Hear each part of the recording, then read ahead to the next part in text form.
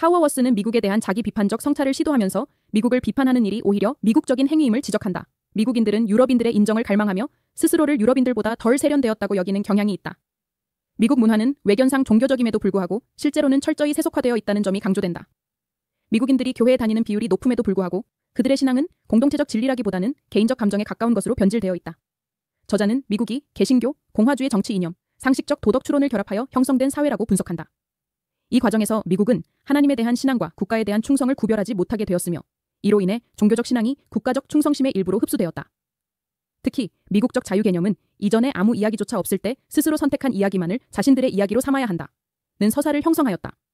이러한 자유는 진정한 자기결정이라기보다는 일종의 체념을 요구하며 자유로운 선택 이후에는 그 결과를 무조건 수용해야 한다는 책임 부재를 낳는다. 신앙 역시 이러한 자유의 서사 속에서 사적 의견으로 전락하였다. 예수님이 주님이시라는 믿음도 단지 개인적 의견에 불과하다.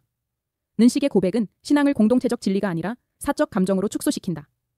이러한 경향은 민주주의 질서를 유지하기 위해 갈등을 회피하는 데 필요한 피상적인 시민을 양산하게 된다. 한편 저자는 미국이 죽음 공포를 필수적 공유 가치로 삼음으로써 사회 통합을 이루고 있다고 지적한다. 미국 사회에서는 죽음을 두려워하는 감정이 국가 정체성 유지의 핵심이 되었으며 그 결과 병원은 성당이 되고 의사는 사제의 역할을 대신하게 되었다. 미국인들은 부와 의료기술을 통해 죽음을 부정하려 하며 이러한 경향은 미국의 군사주의적 대외 정책과도 맞물려 있다.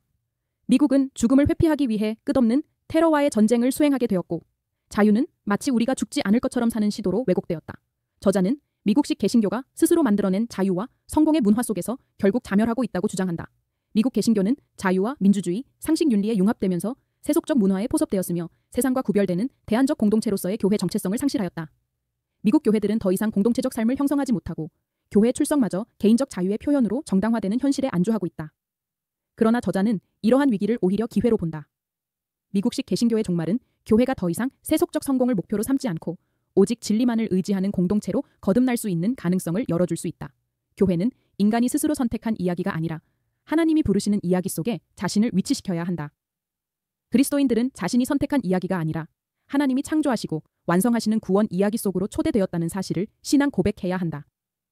이러한 교회의 자기 이해는 근대 자유주의 세계관과 죽음 공포에 의해 지배되는 미국 사회 질서에 대한 근본적 도전을 요청한다. 그러나 저자는 미국 내 가톨릭 교회마저 이미 미국적 개신교 형태로 변질되었기 때문에 이 과업이 결코 쉽지 않을 것임을 지적한다. 미국의 종교적 현실은 신앙을 공적 삶과 사적 삶의 구분 속에 가두어 버렸으며 이 경계를 넘어서려는 시도 자체가 매우 어려운 상황에 처해 있다. 마지막으로 9.11 사건 이후 미국이 죽음을 통한 국민적 통합이라는 모순된 길로 접어들었음을 강조한다. 미국은 부와 권력을 유지하기 위해 세계를 지배하려 하고 있으며 다른 나라 사람들은 미국이 말하는 자유가 타인의 생명을 희생시키면서 얻어진 것임을 직감하고 있다. 저자는 미국을 사랑한다고 고백하면서도 미국 기독교가 하나님의 신과 미국의 신을 혼동해온 타락의 역사를 직시해야 한다고 결론짓는다.